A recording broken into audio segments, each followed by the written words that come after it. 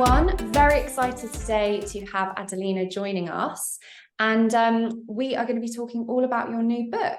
But before we get started, do you want to tell us a bit more about your journey into tech and becoming a developer? Hi, everyone. Really excited to be here. Thanks for inviting me, Alessandra. So I studied computer science at university and I graduated 2013. Oh, that time flies. And I've been here in London working as a backend engineer since. And in 2021, I transitioned to a developer relations role where I work at right now at Form 3. The first language I learned in university was Java. So I started as a Java engineer.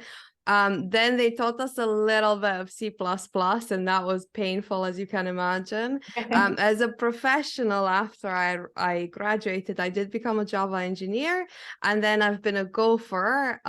So I've been writing Go since 2018. And I really prefer Go, obviously, since it's a much more modern language. But I really consider myself as a polyglot engineer, and I have tried writing a little bit of Python. I dabbled a little bit in front end as well. So the takeaway is that engineers should experiment with a variety of technologies, but right now I would call myself a gopher. Amazing. We love to hear it.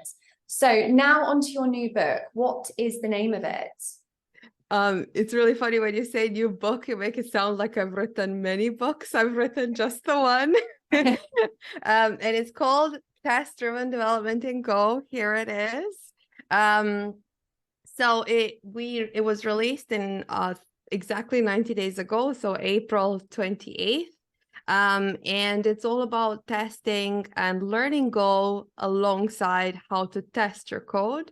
It's accessible. The way I've written it is that it's accessible to new beginners as well as more experienced people. So even if you're just starting with Go, don't feel intimidated like, oh, I need to learn the language first before I learn how to test it. So I cover all the fundamentals in it. Amazing. So what actually inspired you and what kind of research did you do before getting started? That's a really great question. So the book is published by Pact Publishing, and they approached me, and I didn't have an already pre-existing idea of a book I wanted to write. I actually didn't even think I could write a book, to be honest. It seems like it would be like this humongous task. But then they approached me and they said, we're actually looking at writing a little bit more on testing, like expanding testing literature. And then the more I thought about it, the more I realized that testing and TDD and testing in general is always just a chapter in a book about something else. So, for example, the Go programming language has a dedicated chapter on testing, and that's really kind of it. And I started playing around with the idea inside my head, like, what if we did write a book dedicated about testing? And what if we also introduced the concepts of the language alongside testing it? So then when I started thinking about it, I wanted to go beyond writing what we call unit tests, which are like the most low-level kinds of tests that we can write. And I started thinking about going all the way up the testing pyramid, so covering integration tests as well as end-to-end tests. And then when I started putting all of these thoughts together, the outline or the skeleton of the book came out of it. And then Pact really liked it. And then I was like, after a short period of celebration, I realized that I have a lot of work to do now to deliver what I promised. But yeah, so that's kind of how the book came about. I'm really proud to have contributed to the testing field, if we can call it that. Even though I am an engineer, I'm really proud to have embraced testing and quality as part of my identity as an engineer now. Absolutely. And you've mentioned that TDD is a popular approach to software development. Can you briefly explain what TDD and why it's particularly relevant to Go programming in particular? Yeah, so engineers deliver code and features now at a a speed that we've never really seen before. And systems are more complex now than they've ever been before. So we're working under very difficult conditions. And in order to deliver at speed, it's much easier and also cheaper. Like they've done studies, it's cheaper that we test as early in the development cycle as possible. And the earliest that you can test something is when you write it, right? So this is the whole foundation of TDD, is that you write your tests as together with the implementation, finding bugs as soon as they've kind of been written. So you write code and then you write tests, and then you write code and then you write tests, and you interchange between test code and development code. And at the end, you have a fully implemented and tested feature. The working process is called red-green refactor. So you write a failing test and then you implement whatever that test was covering. And then you go back and you make the test pass. And finally, once everything is working, you can actually make it like nice code and refactor it. As I mentioned before, while it is called test-driven development in Go, the book covers integration testing and end-to-end testing and concurrency and a whole bunch of other things as well. The reason that I decided to add this in is, while TDD is traditionally associated with unit tests, which are the low-level tests that we discussed before, it also is about just embracing quality and engineers being focused on testing and owning the features that they implement, and covering integration tests and end-to-end tests as well as performance tests is in the spirit of TDD. So that's why I covered it. Amazing. And I think we said that error handling is a crucial aspect of writing reliable code in Go. So how does your book address testing error scenarios and ensure that error handling is adequately tested? Yeah, so that is another really good question, because error handling in Go is so special that it is so in order to return errors in Go, we typically use multiple return values. I'm just saying for everyone to be on board. And this actually means that we have to write more test cases, because sometimes, the value might be missing. You might have an error case, and this kind of shapes our testing strategy from the very beginning. I cover table-driven testing, which is how we, in Go, we normally test multiple scenarios and edge cases in a complex function that maybe returns multiple return values. So that is how it is covered. I also discuss writing custom errors. So you can make your own error that carries a specific message that can inform exactly what kind of failure has happened in the function. And that is also discussed in the book. But generally, you should always use errors to inform the user exactly what has happened and perhaps how they can correct it. And that makes your APIs much easier to use. In Go, your package is your kind of like your mini API. So in fact, every single piece of code you write should be designed like an API. And that is why your function signatures are important regardless at the level that you're implementing things. Yeah. So that's error handling is very important. And real-world examples are often helpful in understanding the complex concepts. So can you share some of the practical examples from your book that demonstrate the power of TDD in Go? Yeah, so throughout the book, there are like some small examples. So for example, we might be implementing a calculator, and there's like small little like throwaway examples. But the main example that we build is we build a REST API that I call it the book swap application. So you have like books and users, and they can swap books, as in like instead of buying a new book, you can kind of like trade it.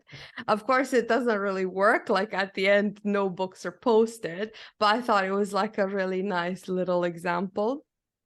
So that is, and this application is built throughout the book. So at the end, it is completely working in a Docker container, and you could deploy it as well. I don't cover the actual CI/CD pipelines because it was kind of like outside the scope of the book as it was. But the same testing principles would also apply, because when you write an integration test, if you write it using the technologies that I discussed, then you can very easily do it in another environment, in a remote, like, for example, in a staging test environment. So now, as an author, which you definitely can call yourself now, which is amazing, what was the most enjoyable or rewarding part of writing the book, and what do you hope that your readers will gain from reading it? I get really excited. Well, first, like when I finished the book, I thought, oh my God, nobody's going to read it. Like, nobody is going to pay actual money to read it. And then I realized that I'm actually, like, 20 seconds later, I'm like, but wait, what if they do read it? And then I started being scared that if they do read it, then they'll see what's in it. So I was just like nervous because basically it was like the best of what I had to give that had been written on this page.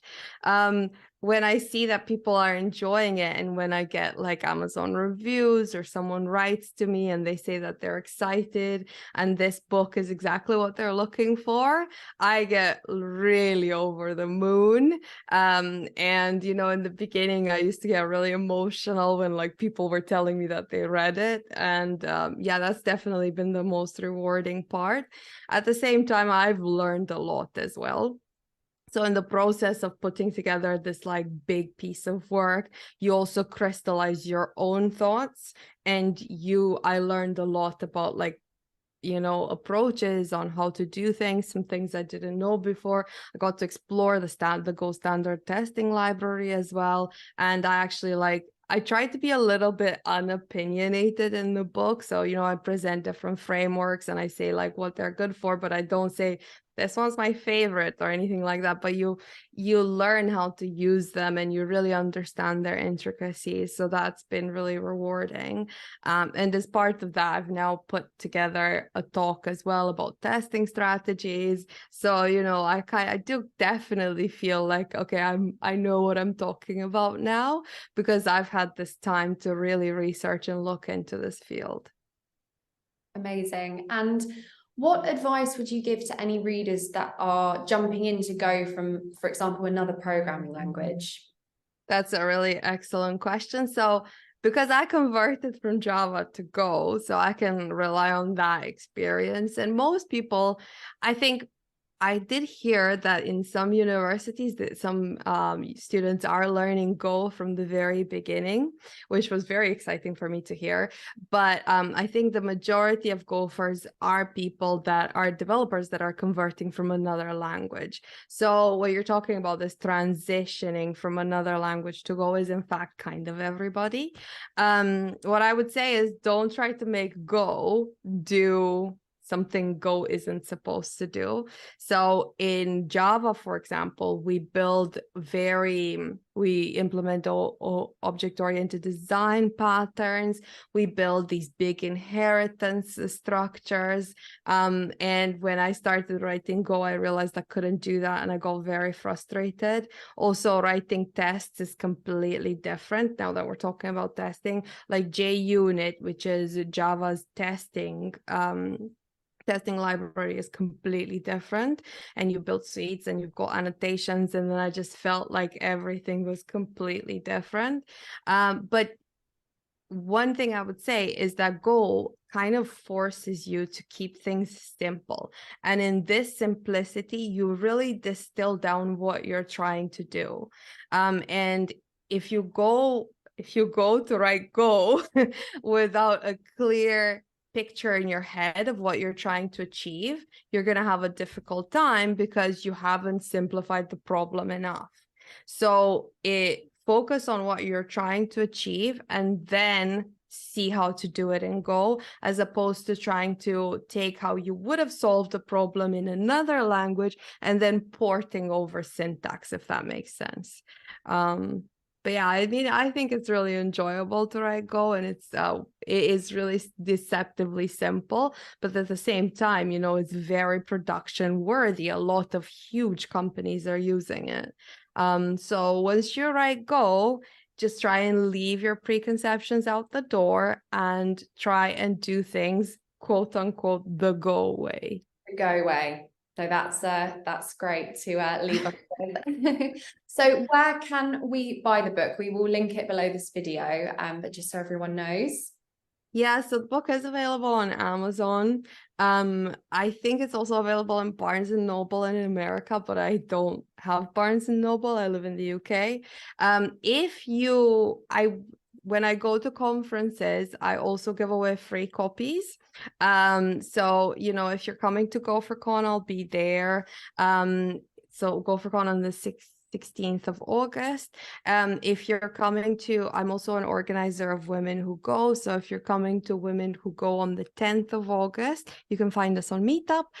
Then you can also win a free book from our raffle. And I'm also going to be at Container Days. You can just connect me and follow me, and then you'll see where I might be. And if you're dying to get your hands on the book, then you can also message me and I'll see what I can do to get it for you. Great, thank you. And that actually leads us on to the next question, which was, are there any tech community groups and events that you recommend? Obviously, you've just mentioned a few there. Obviously, throughout the year, we know that there's so much going on. So sort of what would be your top ones for anyone within the Go community to attend? So I think the backbone of the Go community will always be your local meetup.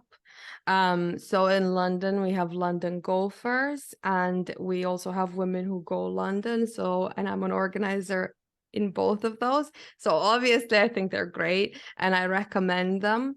But if for the people that don't live in London, definitely find your local community. And if you don't have one, why not start one? You know, most Women Who Go, as well as the Google user groups.